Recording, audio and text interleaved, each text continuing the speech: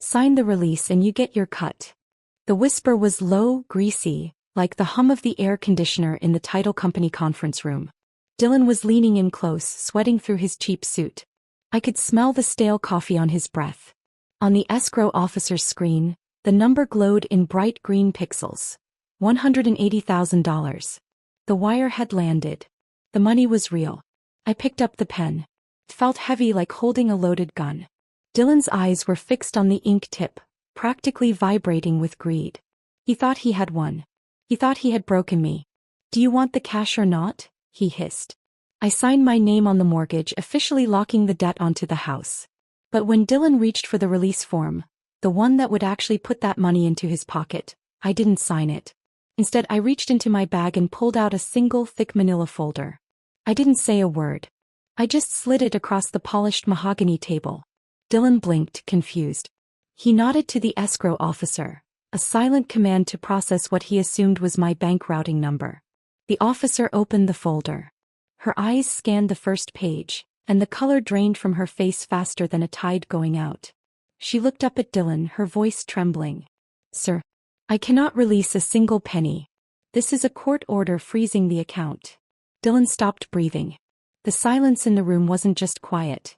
It was the sound of a guillotine blade hanging in the air, waiting to drop.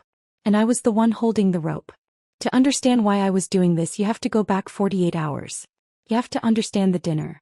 Dylan called it a family celebration. I called it a summons. The dining room smelled of rosemary and expensive red wine, the kind Dylan bought by the case to prove he wasn't broke. He sat at the head of the table, carving the roast beef with the precision of a man who believed he controlled everything in his orbit. My mother, Mary, sat to his right, passing dishes with trembling hands, her eyes darting between him and her son, Anthony. Anthony looked like he was going into withdrawal. He wasn't eating. He was staring at his phone, his leg bouncing under the table so hard it shook the water glasses. "Put the phone away, son," Dylan said, smiling that tight politician smile. "We're having a nice dinner with your sister." "I can't," Anthony snapped. His voice cracked. "The market closed. The audit notices just went out." Dylan put the carving knife down. The clatter against the china sounded like a gunshot. The smile vanished. The benevolent patriarch dissolved, replaced by the desperate contractor who had been juggling debts for a decade. "Tell me you fixed it," Dylan said. His voice was barely a whisper. "I tried." Anthony shoved his phone across the table. "The leverage killed me. I thought the coin would bounce back. It crashed. The $55,000 is gone, Dad. It's all gone. $55,000. I set my fork down. I looked from Anthony's sweating face to Dylan's gray one. This wasn't just a bad trade. Anthony worked accounts payable for a mid-sized logistics firm. He didn't have $55,000 of his own money to lose. "You stole it," I said. It wasn't a question. "I borrowed it," Anthony shouted, slamming his hand on the table. "I was going to put it back before the quarter closed. But the audit is Monday. If that account is short, they call the cops. I'm looking at 5 years, Dad. You have to help me." Dylan rubbed his face with both hands. He didn't look surprised that his son was a thief. He looked annoyed that he had been caught. He turned to me. The look in his eyes made my stomach turn. It was the look a butcher gives a cow. "We need the house," Dylan said. "No," I said. "Grandma left that house to Mom and me. It's Mom's retirement. It's her safety net. It's an asset sitting there doing nothing." Dylan leaned forward. "I found a private lender. A hard money loan. They can wire $180,000 by Friday afternoon. We pay back Anthony's thing, I put the rest into my business, and we refinance in 6 months. Nobody loses anything." "A hard money loan?" I laughed, a dry, sharp sound. "Those are predatory. 12% interest? If you miss a payment, they foreclose in 30 days. You're asking me to gamble Mom's roof on Anthony's crypto addiction." "It's not gambling if we win," Anthony yelled. "I'm not signing," I said. "I'm not letting you torch my inheritance to keep him out of prison. Maybe a few years in a cell will teach him how to count." Anthony stood up so fast his chair tipped over. He pointed a shaking finger at me. "Who do you think you are?" he spat. "You think you're better than me because you wear scrubs? You're a glorified maid, Susan. You wipe asses and change bedpans for a living. I make moves. I take risks. You exist to serve people like me. So sign the paper and do your job. I grab my purse. I'm leaving. Find another victim. I tried to step around Dylan, but he shifted his weight, blocking the archway to the hall. He wasn't smiling anymore. He reached into his pocket and pulled out his phone. You're not going anywhere, Susan. Not until you see this. He tapped the screen and held it up to my face. It was a photo. Grainy, taken from a distance but clear enough. It was me, standing at the hospital pharmacy disposal station. I was dropping expired vials of hydromorphone into the biohazard chute. It was standard protocol, witnessed, logged and routine. But in the photo the angle was wrong. My body blocked the chute. It looked exactly like I was slipping the vials into my scrub pocket. Wednesday afternoon, Dylan said softly. To the nursing board, this looks like diversion. Theft of narcotics. Do you know what happens when a complaint is filed? Immediate suspension pending investigation. 6 months without a paycheck. Maybe a year. My blood ran cold. He had been stalking me. He had been planning this extortion for days while pretending to organize a family dinner. You can't prove anything, I said. There are cameras. Cameras get overwritten, Dylan shrugged. But an anonymous tip with photographic evidence? That sticks. By the time you clear your name, you'll be broke and unhireable. You'll be the nurse who stole drugs. I looked at my mother. She wasn't looking at the photo. She was looking at me, tears streaming down her face, her hands gripping the tablecloth. Please, Susan, she whispered. Just sign the papers. Don't let them ruin you. He's your brother. We have to help him. That was the moment it broke. The last thin thread connecting me to these people snapped. Mary wasn't a victim here. He knew. She watched her husband threaten to destroy my career, my life, everything I had built, and her only response was to tell me to surrender. She was willing to burn me alive to keep Anthony warm. I looked back at Dylan. He was watching me with the smug patience of a predator who knows the trap has closed. He expected me to cry. He expected me to beg. I sat back down. I smoothed the napkin on my lap. I let my shoulders drop, exhaling a long, shaky breath. The performance of a defeated woman. Hey, I said. You win. Dylan's shoulders relaxed. Smart girl. I knew you'd be reasonable. But, I added, raising a finger. If I'm risking my credit and my inheritance for Anthony's screw-up, I want something out of it. Dylan frowned. What? $10,000, I said. Cash. Tricked out from the loan proceeds. You hand it to me in the closing room before I sign the release. The room went silent. Anthony blinked, then threw his head back and laughed. A loud, barking sound. Look at that, he crowed, slapping the table. The saintly nurse is a hustler after all. I told you, Dad. Everyone's got a price. She's just trying to wet her beak. I watched Dylan. I saw the suspicion in his eyes flicker and die, replaced by relief. If I had refused on moral grounds, he would have been worried. He would have kept his guard up. But greed? Greed, he understood. Greed made sense to him. If I wanted a cut of the money, it meant I was on board. It meant I was complicit. 10,000, Dylan said, a smirk touching his lips. Fine. Consider it a consulting fee. We meet at the title company on Friday. Noon. Friday, I agreed. I didn't look at my mother again. I didn't need to. I stood up, walked past Dylan and out the front door. The cool night air hit my face, but I didn't feel the chill. I felt the cold, hard weight of the plan forming in my gut. They thought they had bought me. They didn't know they had just sold themselves. I didn't spend the next 48 hours crying. I spent them with a lawyer. His name was Thomas, a bulldog of an attorney who specialized in estate fraud. I'd found him years ago when I first suspected Dylan was tampering with the family trust but never had the proof to pull the trigger. Now I had it. I sat in his office, the leather chair squeaking as I leaned forward. This is the DNA test, I said, placing the envelope on his desk. It proves Dylan isn't my biological father. He knew it 20 years ago when he filed for guardianship to get his name on the deed to my grandmother's house. He claimed paternity to bypass the probate court's scrutiny. Thomas picked up the paper, his eyebrows raising. That's perjury. And fraud. And this, I said, placing a small digital recorder next to it, is my mother admitting it. I played the recording from my visit to Mary the day before. Her voice was thin and weepy. He told me if I didn't list him as the father on the forms, the state would take the house. He needed the equity for his business, Susan. I didn't have a choice. Thomas stopped the recording. He looked at me and for the first time he smiled. It wasn't a nice smile.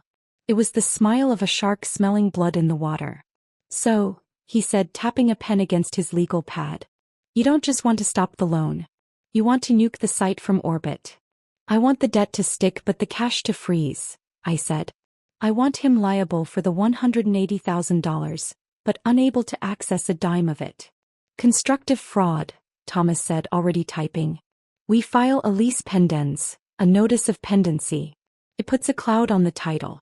We file it tomorrow morning, right when the courthouse opens. By the time you're sitting at that closing table, the property will be legally radioactive. And the money? The lender will wire the funds into escrow because their title search from 3 days ago showed clear title, Thomas explained. But once the funds are in the escrow account, the officer has a fiduciary duty to check the record one last time before release. If we time this right, the money lands the debt records, and then we drop the lease pendens on the table. The officer must freeze the funds. Dylan will have a signed mortgage note. He'll owe the money, but the cash will be locked in legal purgatory for months, maybe years. I nodded. It was perfect. It wasn't just a trap, it was a vice. One more thing, I said. Draft an affidavit for me to sign. Something that states I am cooperating with the loan only under duress and extortion. Thomas printed the documents.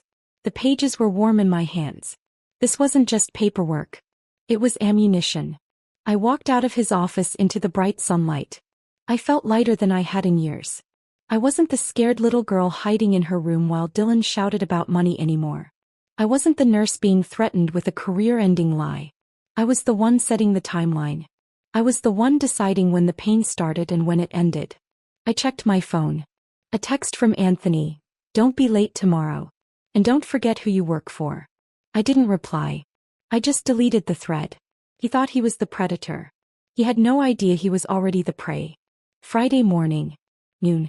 The conference room at the title company was freezing, kept at a sterile temperature that reminded me of the ICU. The air smelled of toner dust and cheap carpet cleaner. I sat on one side of the mahogany table. Dylan, Anthony, and my mother sat on the other. It looked like a negotiation, but it felt like an execution. Anthony was vibrating. He kept checking his watch, then his phone, then the clock on the wall. His leg bounced under the table, a frantic jackhammer rhythm. Is it there? He asked the escrow officer, a middle-aged woman named Brenda who looked like she wanted to be anywhere else. Did the wire hit? Brenda typed on her keyboard. Click, click, click. Yes, she said. The lender's funds have been received. $180,000 is currently sitting in the escrow account. Anthony let out a sound that was half laugh, half sob. Thank God. Let's move. The bank closes transfers at 2. I need that money in my account by 1. Dylan leaned back in his chair, the tension draining out of his shoulders. He adjusted his tie, shooting me a look of pure, arrogant triumph. He thought he had pulled it off. He thought he had bullied the world into giving him what he wanted, just like always. You heard her, Susan, Dylan said. Let's get this over with. Brenda slid a stack of documents toward me. They were thick, legal-sized papers flagged with yellow "Sign Here" stickers. These are the loan documents, Brenda explained. The mortgage note and the deed of trust. By signing these, you are agreeing to place a lien on the property in the amount of $180,000, at an interest rate of 12%. 12%. It was financial suicide. I picked up the pen. My mother was staring at her hands, twisting her wedding ring. She wouldn't look at me. She knew what this was. She knew she was selling her mother's legacy to pay for her stepson's crimes, and she was letting it happen. In the ER, when a patient codes, the family screams. They panic. They bargain with God. But the doctors? We get quieter. The chaos narrows down to a single point of focus. We check the monitors. We check the pupil response. We check the clock. We aren't cruel, we're just efficient. You can't save a life if your hands are shaking. I felt that same cold, clinical detachment settling over me now. I wasn't a scared daughter anymore. I was the clinician standing over the bed, looking at the flatline, preparing to call the time of death. I signed the mortgage note. Scratch. Scratch. I signed the deed of trust. Scratch. Scratch. With every signature I was legally binding the debt to the house. The loan was now real. The house was now leveraged. Dylan watched the pen move, his eyes greedy and bright. He saw the ink as victory. He didn't understand what I was doing. He didn't understand that you have to let the poison enter the bloodstream before you can isolate the limb. I finished the last signature on the loan packet. The debt was locked in. Okay, Dylan said, reaching for the papers. Now the release. Brenda pulled the final document forward. And this, she said, is the disbursement authorization. This instructs us to release the funds to Mr. Henderson's account. This was it. The money was sitting in the account tantalizingly close. I could see the reflection of the screen in Anthony's eyes. He was already spending it. He was already imagining his freedom. Sign it, Dylan said. Take your 10 grand. I hesitated, looking from Dylan to Anthony, then to my mother. Mom, are you sure? Her eyes filled. Susan, please. Just finish it. She had chosen. Now so would I.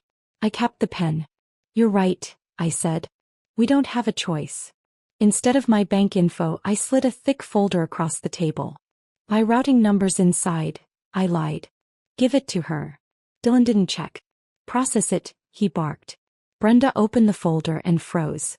Red court stamp. Bold letters. Notice of pendency of action. I can't release the funds, she whispered. What? Dylan snapped. This is a court filing alleging constructive fraud and falsified guardianship. The escrow is frozen. Anthony shouted. Push the button. I can't, she shot back. Move that money and I lose my license. The account, $180,000, was locked. Dylan went pale. Then, what about the loan? It's active, Brenda said quietly. He now owed a hard money lender that same amount at 12% interest, with no access to the cash. I leaned back. They hadn't just lost the money. They were trapped beneath the debt. Anthony panicked. Dad, the audit's Monday. Dylan turned on me. You planned this. I wanted my cut, I said. I didn't say which currency. Fix it. It's a court matter now. Anthony screamed. Dylan lunged. Security tackled him into the wall. Anthony collapsed sobbing. My mother stared at the wreckage, finally afraid. At the door I said, You wanted the loan, Dylan. Enjoy the payments. I walked out. By Monday morning, auditors arrested Anthony for wire fraud and embezzlement. Bail was set too high for Dylan to touch. The lender sued. Truck seized. Equipment liened. His business folded in weeks. 3 months later, the judge voided Dylan's claim to the house entirely. It was mine. I sold it, paid off my loans, and funded a scholarship.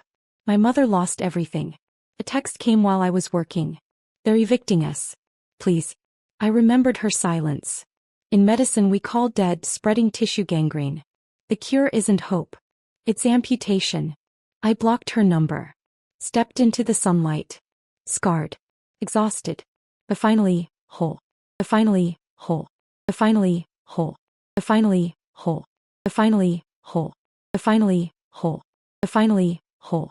But finally, whole. But finally, whole. But finally, whole.